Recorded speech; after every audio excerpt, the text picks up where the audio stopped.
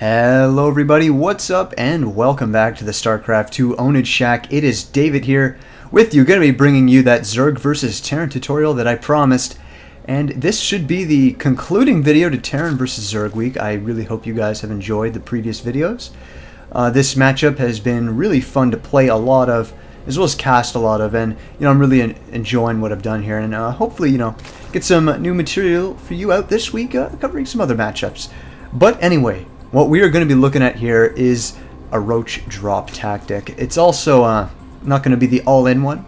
The Zerg player is going to be Viper, and the Terran player is going to be Kato. I think I will leave it on everyone vision for now. I do, I just want to be able to show you what the Terran's doing at certain times and whatnot.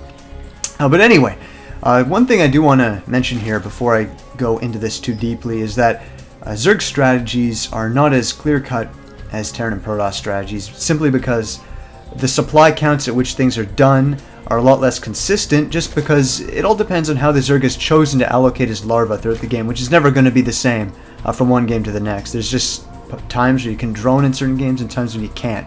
And because of that, build orders simply aren't as, they're just not as important in this particular matchup.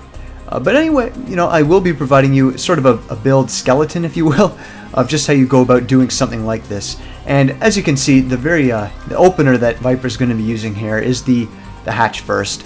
It's probably the most standard. Yeah, it definitely is the most standard to go against Terran nowadays, I should say. And even against things like the 2 racks pressure we're seeing here, this kind of opener should be pretty safe. You really only need like a spine crawler, an extra queen, and probably a creep tumor here to just sort of get these bases together with a creep highway. Can be beneficial as well. And there goes the pool. Everything is very standard right now. You Zerg players should know about this if you are in a decent spot on the ladder. And as you can see, the first thing Viper's doing is bringing this Overlord, this is his first scouting Overlord, into this base, and look at what he sees. He's going to see, right there, the second barracks. And if you actually look, he hasn't seen the first barracks, but just due to the position of this, it's somewhat obvious that another barracks should be down. And plus, Viper, being a good Zerg player, will know that this barracks, because it was still constructing at the time he saw it, it was way too late to be the first. So it's a 2 racks build. Viper knows it. And, well, that's going to make Roaches even more effective. Obviously, 2 racks gets you a bunch of Marines. And, well, to be quite frank, Marines are atrocious against Roaches. So, there you go. That's why Roaches should be really good here, even without the ventral sacks researched. So, as you can see, Terran is putting a bunker up here. But in reality, if Zerg sees this, Viper currently has no vision of this, as you can see. But if a Zerg player were to see this, it really does not matter. This bunker is not threatening this hatchery. It's not threatening that hatchery. You can stop reinforcements by positioning Zerg units on the ramp here, and this should be pretty much inconsequential. It's just, it's not that important. Pretty simple. As you can see, the SCV coming out here should probably alert Viper to the fact, yeah, and there he goes, trying to build another one down here. This is the kind of bunker you should be worried about as a Zerg player. Also note, during this time, he has started speed and is continuing to mine the gas. Of course, he's going to be going for more tech afterwards, so it only makes sense to keep mining gas there. And yeah, he manages to get rid of this bunker. This one is full of Marines now, only 2 actually. But yeah, like I said before, it's just it can't hit anything. It can't hit the drones there, nothing there. So it's pretty much you can just leave that until he has enough to overwhelm it. Now, one key principle, as you can see, also cutting off the reinforcements, very important with 2 racks. This can get ugly if he gets more Marines in there. But anyway, what I was saying, what's important about a 2 racks build like this is that if they don't do significant damage with this, they're going to be behind, because as you can see, Terran's expansion is way later than Zerg's Expo. If we look at the unit count, we see 19 to 19, but that is going to change very, very soon. As you can see, he's going to be picking off that bunker, pulling the queen back so she doesn't die just at the last second there with 9 HP. And once this is wrapped up, tons of drones are coming out. And that is, yeah, that's pretty sick, I have to admit. 14 drones and even more coming out. 18, 19 drones at once. Yeah, this is very greedy play, but it's actually, to be honest, it's quite doable against a Terran who went for this 2 racks pressure, because after you wrap up these Marines, as you can see by the unit tab, there's only 4 left, and yeah, the drones alone could take that. So a very wise choice droning up during that time for a Viper. And that's probably what you should do as well, if you do manage to fend off a 2 racks pressure while losing almost nothing. Also going to be stopping these bunkers from going down. And it's all just good stuff. Yeah, continuing to get that gas, keeping on top of the larva injects, no doubt. And yeah, at this point, right around the 7.5 minute mark, that's when the Roach Warren's going down. That's when the lair is started, and that's when all 4 gas geysers are being turned into extractors. So yeah, this is very standard timing. A lair at 7:30, it's not extremely early by any stretch. And typically this is the time that Terran might even scan you, so yeah, I just know from my own experience with that. And as you can see, Terran's is continuing to get more SCVs, finally getting these factories down. And because those factories are so late, it's just going to make those roaches even more effective. I mean, obviously, factory units like the tank are really good against roaches. But with the 2 racks, like I said at the beginning of the cast, it really delays all that tech and expoing. So, you know, it's going to free up the time for Viper to take his 3rd base. And all the while, start with those missile attacks, level 1. The Evo chamber is also very important for spore crawlers. Sometimes you will actually see a Banshee follow-up from a 2 barracks build. And so, you know, having that Evo chamber for some quick spores can mean the difference between living through those Banshees and dying. This Overlord is still in here, just, you know, keeping an eye out. It's a good position for it. You can catch any drops that are coming, and you can morph an Overseer, and that's going to allow him to see everything that's going on here, including these 2 factories. And just so you know, 2 factory is the correct response to Roach aggression, like we're seeing here.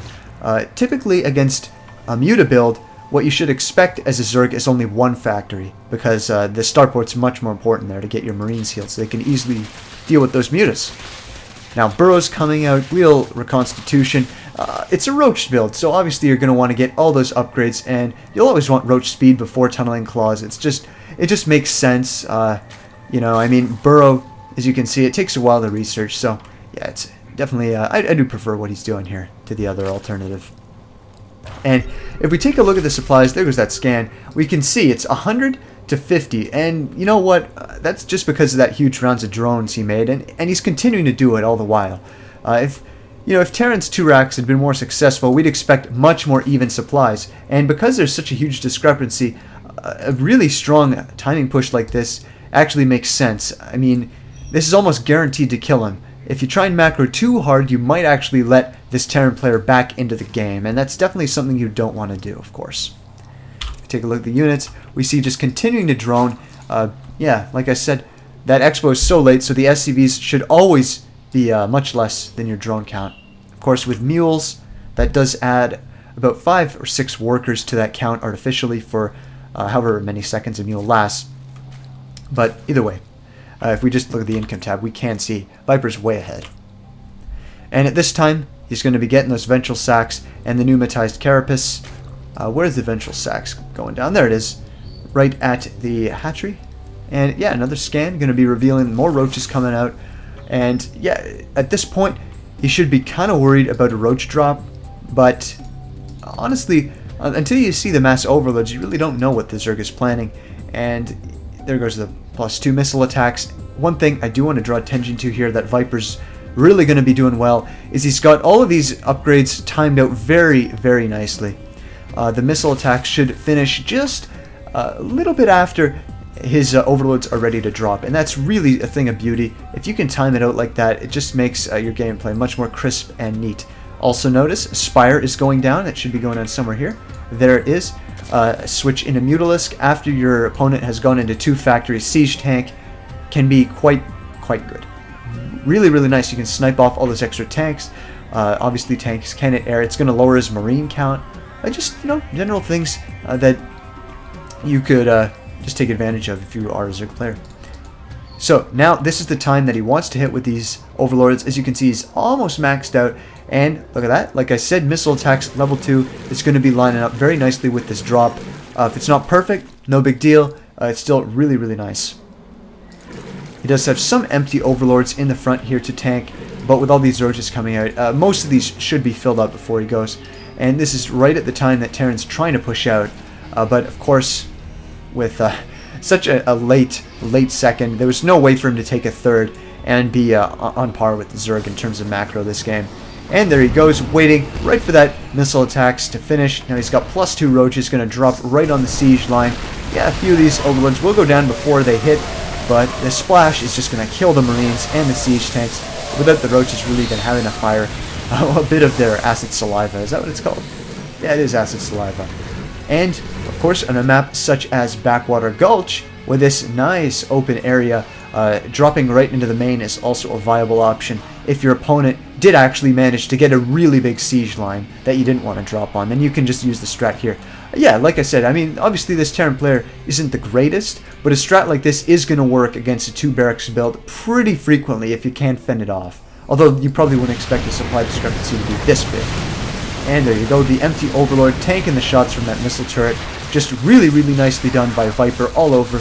And once you're in Terran's production facilities and he just basically did a 2 base all in, yeah, you pretty much won the game. And as you can see here, he's going to wrap up all that, getting his Carapace, even getting the infestation pit throughout all this, just in case mass Marines do become a possibility. But nope, the only thing that's going to happen here is Kato is going to leave the game, letting Viper win, and that's going to be this strategy. So like I said, build skeletons, something of that sort will be in the description for you. Hope you guys enjoyed this strat. Hope you enjoyed Terran vs. Zerg Week, and I hope to see you again for another daily dose of Ownage.